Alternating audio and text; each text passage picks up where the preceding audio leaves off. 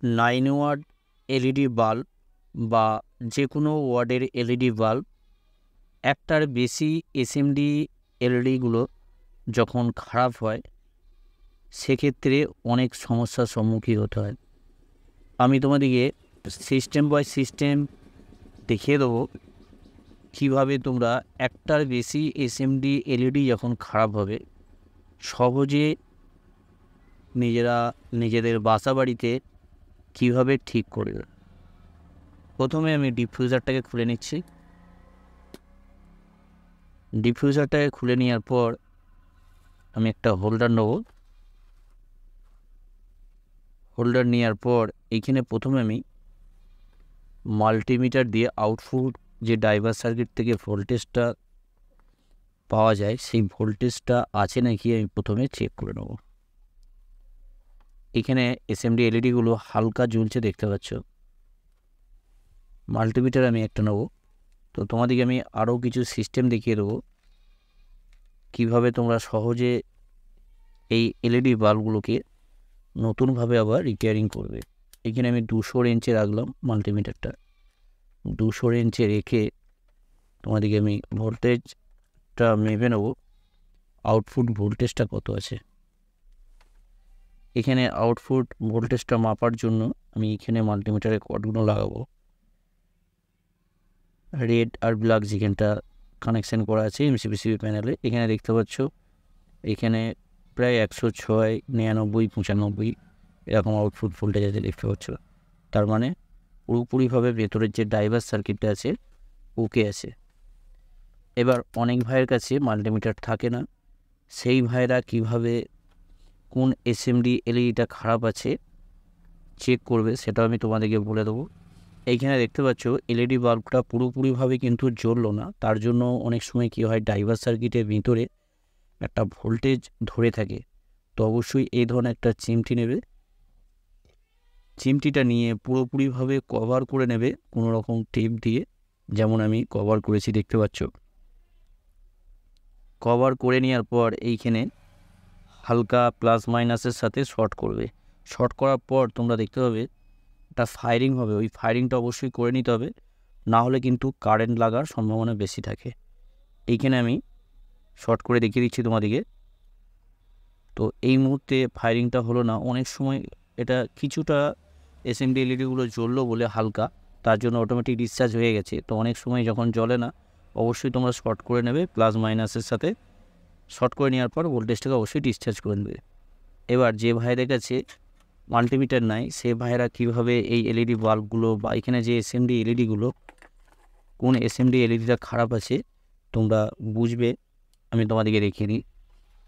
তোমাদেরকে এই ধরনের যে এলইডি এসএমডি এলইডি টেস্ট করা বা এলইডি বাল্বের যে কোনো এসএমডি এলইডি তোমরা চেক করতে পারো, 3mm 5mm যে কোনো এলইডি তোমরা এই টেস্টারটা দিয়ে চেক করতে পারবে।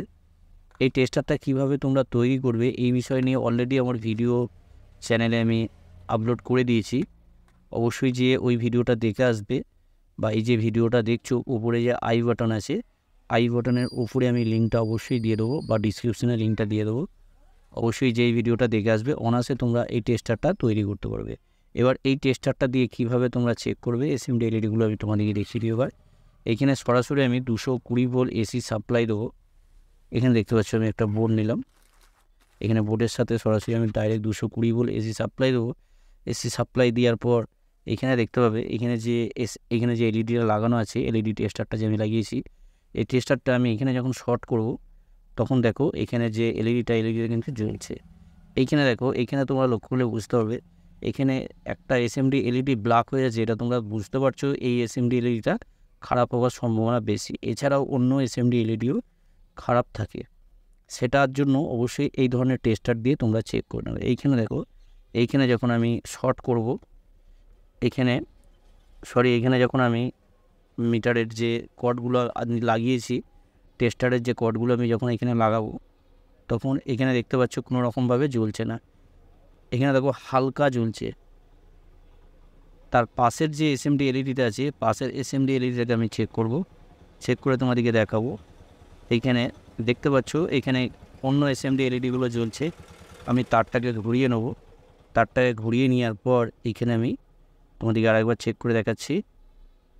এখানে দেখতে পাচ্ছ এসএমডি এলইডিটা জ্বললো, তার মানে এইখানে এসএমডি এলইডিগুলো ঠিকই আছে, দেখতে পাচ্ছ জ্বললো। এইভাবে তোমরা এই টেস্টারটা দিয়ে অনায়াসে যে কোনো এসএমডি এলইডি চেক করতে পারবে। তাহলে এইখানে যে এসএমডি এলইডিটা এখানে দেখতে পাচ্ছ ব্ল্যাক হয়ে আছে, এই এসএমডি এলইডিটাই খারাপ আছে। তো দেখতে পাচ্ছ অন্য এলইডিগুলো এসএমডি এলইডিগুলো জ্বলছে যখন আমি এনে টাচ করছি, কিন্তু এই এসএমডি এলইডিটা জ্বলছে না। তার মানে এই এসএমডি এলইডিটা খারাপ আছে। যখন অনেক সময় কি হয়, অন্য এলইডিগুলো এটা যেমন ব্ল্যাক হয়ে আছে, অনেক সময় অন্য এলইডিগুলো এসএমডি এলইডিগুলো ব্ল্যাক হয়ে থাকে না। আবার অনেক সময় কি হয়, এই যে এখানে যে এসএমডি এলইডিটা দেখতে পাচ্ছ ব্ল্যাক হয়ে আছে, এই এসএমডি এলইডিটাকে আমি তুলে নেব। তুলে নেওয়ার পর এইখানে আমি কোনো রকম শর্ট করব না বা কোনো কিছু আমি দেবো না, একটা আমি পার্টস লাগাবো। সেই পার্টসটা লাগিয়ে আমি রিপেয়ারিং করে দেখাবো। আবার তোমাদেরকে এটাও বলে দেবো এই ভিডিওটার মাধ্যমে, এই পার্টসটা এইখানে লাগানোর পর অনেক সময় কি হয়, একসাথে এইখানে যে আমি একটা এসএমডি এলইডি খারাপ দেখলাম, এই এসএমডি এলইডিটার জায়গায় আমি শর্ট করে দেবো না, অন্য একটা পার্টস লাগাবো। আবার কি হয়, অন্য যে পার্টসটা আমি লাগাবো, পার্টসটা লাগানোর পর বা শর্ট করে দেওয়ার পর অন্য এসএমডি কোনো একটা এলইডি খারাপ হয়ে যায়, সেক্ষেত্রে আবার সমস্যা হয়।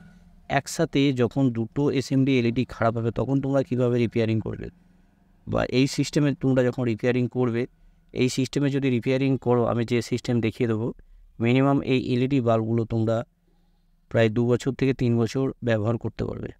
এখানে দেখো, এইখানে যে জায়গাটা আমি পরিষ্কার করলাম, এসএমডি এলইডিটা নষ্ট ছিল, তুলে নিলাম। আবার অন্য একটা এসএমডি এলইডি আমি তুলে নেবো। তোমাদেরকে একসাথে দুটো এসএমডি তুলে আমি তোমাদেরকে জ্বালিয়ে দেখাবো। এই জায়গাটা আমি ভালো করে পরিষ্কার করে নেবো, কেননা অনেক সময় কী হয়, পরিষ্কার না করার জন্য কাজ করা অনেক অসুবিধা হয়। তার জন্য আমি দেখো এইখানে আরেকটা এসএমডি এলইডি আমি এইখানে তুলে নিচ্ছি তোমাদেরকে দেখানোর জন্য। দুটো এসএমডি এলইডি তোমরা যখন খারাপ হবে কীভাবে রিপেয়ারিং করবে। আবার সেই আমি যে সিস্টেমটা দেখাবো, এই সিস্টেমে রিপেয়ারিং যদি করো তোমরা মিনিমাম 3 থেকে 4 বছর এলইডি বাল্বগুলো অনায়াসে ব্যবহার করতে পারবে। এক কথাই হচ্ছে, 2-3টে এসএমডি এলইডি যখন একসাথে খারাপ হয়ে যাবে, ঠিকঠাকভাবে এইভাবে তোমরা যদি রিপেয়ারিং করো, 2-3টে এসএমডি এলইডি খারাপ হয়ে যাওয়ার পরও ওই এলইডি বাল্বটাকে তোমরা 2 থেকে 3 বছর ব্যবহার করতে পারবে। এখানে আমি ভালো করে পরিষ্কার করে নিচ্ছি। এখানে এসএমডি এলইডিটাকে আমি তুলে নেবো কোনো ট্যান্সার ব্লেড বা কোনো কিছু দিয়ে, এইভাবে আমি তুলে নেব। তুলে নেওয়ার পর এই এসএমডি এলইডিটা ভালো ছিল, তার সত্ত্বেও আমি তোমাদেরকে দেখানোর জন্য আমি এসএমডি এলইডিটাকে তুলে নিলাম। তুলে নেওয়ার পর এই জায়গাটা আমি সুন্দরভাবে পরিষ্কার করে নেবো। এই জায়গাটা আমি রেজিস্ট্যান্স লাগাবো 2 পিস। সেই রেজিস্ট্যান্সটা তোমরা যদি লাগিয়ে নাও শর্ট না করে, তাহলে এলইডি বাল্বগুলো তোমরা দীর্ঘদিন ব্যবহার করতে পারবে। এইখানে আমি সুন্দরভাবে পরিষ্কার করে নিয়েছি। পরিষ্কার করে নেওয়ার পর এইখানে দেখতে পাচ্ছ দুটো পয়েন্ট আছে, দুটো পয়েন্ট কিন্তু একটা প্লাস একটা মাইনাস, দুটো পয়েন্ট কিন্তু আলাদা আলাদা আছে। ওকে, তো এবার আমি এই জায়গাটা ভালো করে পরিষ্কার করে নিয়ে সুন্দরভাবে পরিষ্কার করে নিয়ে তোমাদেরকে আমি ওই পার্টসটা লাগিয়ে দেখিয়ে দেবো কীভাবে কাজ হচ্ছে। তো এখানটা পরিষ্কার করা হয়ে গেল। এরপর তোমরা যে কাজটা করবে, এইখানে দেখতে পাচ্ছ আমি 2 পিস রেজিস্ট্যান্স পাবো। আমি 2 পিস রেজিস্ট্যান্স নিয়ে নিচ্ছি হাফ ওয়ার্ডে। অবশ্যই তোমাদেরকে মানটা আমি বলে দেবো, প্রথমে আমি তোমাদেরকে লাগিয়ে দেখিয়ে দিই কতটা কার্যকরী হয়, তারপর আমি তোমাদের অবশ্যই মানগুলো বলে দেবো। এইখানে দেখো, রেজিস্ট্যান্সের লেগ তোমরা এত বড় নাও রাখতে পারো, সাইজ মতো তোমরা কেটে নিতে পারো। তো তোমাদেরকে দেখানোর জন্য আমি একটু বড়ই রাখছি, তোমরা তোমাদের সাইজ মতন এসএমডি এলইডিগুলোকে বা এইখানে যে রেজিস্ট্যান্সগুলো আমি লাগাচ্ছি, এই রেজিস্ট্যান্সগুলো লেগগুলো তোমরা সাইজ মতন করে নেবে। এখানে এবার সুন্দরভাবে আমি সোল্ডারিং করে নেব। এই রেজিস্ট্যান্স দিয়ে তোমরা যদি এই এলইডি বাল্বগুলো রিপেয়ারিং করো, তাহলে কী হবে, এলইডি বাল্বগুলো দীর্ঘদিন ধরে তোমরা ব্যবহার করতে পারবে।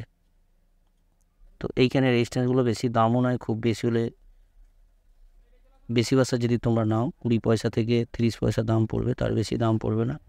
তারও যদি বেশি হয় 50 পয়সা দাম পড়বে, তার বেশি দাম হবে না। এইখানে দেখতে পাচ্ছ আমি রেজিস্ট্যান্সটা সুন্দরভাবে লাগিয়ে নিলাম। ডিফিউজারটাও এইভাবে যদি লাগানো হয়, ডিফিউজারটাও লাগানো যাবে, কোনো কিছু অসুবিধা হয় না।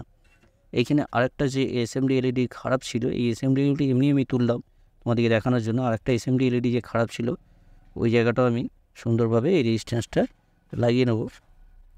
এখানে আমি পেস্ট দিয়ে নিয়েছি, তোমরা সুন্দরভাবে পেস্ট দিয়ে নেবে। দেওয়ার পর এইখানে এবার আমি সুন্দরভাবে লাগিয়ে নেবো। এখানে যে দুটো পয়েন্ট আছে, দুটো পয়েন্ট শর্ট যেন না হয়ে যায়, সাবধানে তোমরা এই কাজটা করবে। এইখানে এবার সুন্দরভাবে আমি আর একটা যে পয়েন্ট আছে ওই পয়েন্টটাও আমি সোল্ডারিং করে নিচ্ছি। এইভাবে তোমরা এই জায়গাটা বেশি রং দেবে না, কেননা এইখানে যে পয়েন্টগুলো আছে কাছাকাছি আছে, তাহলে শর্ট হয়ে যাওয়ার সম্ভাবনা বেশি থাকবে, ওই জন্য হালকা করে রং দেবে। এইখানে এবার আমি লেগগুলো একটু বাঁকিয়ে নিচ্ছি, তো এইভাবে আমি বাঁকিয়ে নিলাম, পারলে তোমরা ছোটোও করে নিতে পারো। এবার আমি এলইডি বাল্বটাকে তোমাদেরকে জ্বালিয়ে দেখাবো কতটা লাইট হচ্ছে। এইখানে আর আমি এক পিস হোল্ডার নেবো, হোল্ডারে আমি তোমাদেরকে এবার টেস্ট করে দেখাবো। এখানে আমি হোল্ডারে লাগাবো, লাগানোর পর দেখাবো তোমাদেরকে।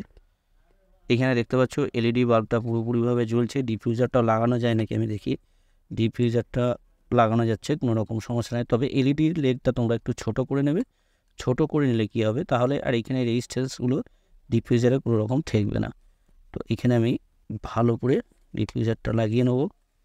এখানে একটা লক থাকে, সেই লক বাই লক লাগালে তাড়াতাড়ি লেগে যায়। এখানে দেখো লেগে গেল, লেগে যাওয়ার পর এবার আমি টেস্ট করে তোমাদেরকে দেখাবো। তো দেখতে পাচ্ছ এখানে পুরোপুরিভাবে এলইডি বাল্বটা জ্বলছে কোনো রকম অসুবিধা ছাড়া। আশা করছি তোমরা বুঝতে পেরেছো। এবার তোমাদেরকে রেজিস্ট্যান্সের মানটা বলে দিই। এখানে আমি 10 ohms রেজিস্ট্যান্স লাগিয়েছি, 10 ohms। এখানে দেখতে পাচ্ছ 10 ohms, এখানে লিখেও রেখেছি আমি। এখানে 10 ohms হাফ ওয়াটের রেজিস্ট্যান্স আমি লাগিয়েছি। তোমরাও এই ধরনের রেজিস্ট্যান্স মার্কেট থেকে কিনে নিয়ে চলে আসবে, বা বাসা বাড়িতে যদি থাকে ভালো, নাহলে মার্কেটে ইলেকট্রনিক্সের যে কোনো পার্টসের দোকানে তোমরা পেয়ে যাবে। ওকে, তাহলে তোমরা বুঝতে পারলে কীভাবে ফেলে দেওয়া নষ্ট এলইডি বাল্ব নিজেরা নিজেদের বাসা বাড়িতেই ঠিক করবে। ভিডিওটা যদি ভালো লাগে অবশ্যই একটা লাইক করে দেবে, লাইক করতে ভুলবে না। আর এই ধরনের ভিডিও পাওয়ার জন্য অবশ্যই চ্যানেলটাকে সাবস্ক্রাইব করে অল নোটিফিকেশন অন করে রাখবে। আর এই ধরনের ভিডিও, যাবতীয় যা ভিডিও আছে আমি ফেসবুক প্রোফাইলে আপলোড করি বা পেজেও আপলোড করি। ফেসবুকে প্রোফাইলে যদি তোমরা দেখো অবশ্যই ফলো করে রাখবে, বা ভিডিওটার লাস্টে একটা অবশ্যই লাইক করে দেবে, লাইক করতে ভুলবে না। ওকে, তোমরা সবাই ভালো থাকবে, সুস্থ থাকবে, নিজের খেয়াল রাখবে। Thank you.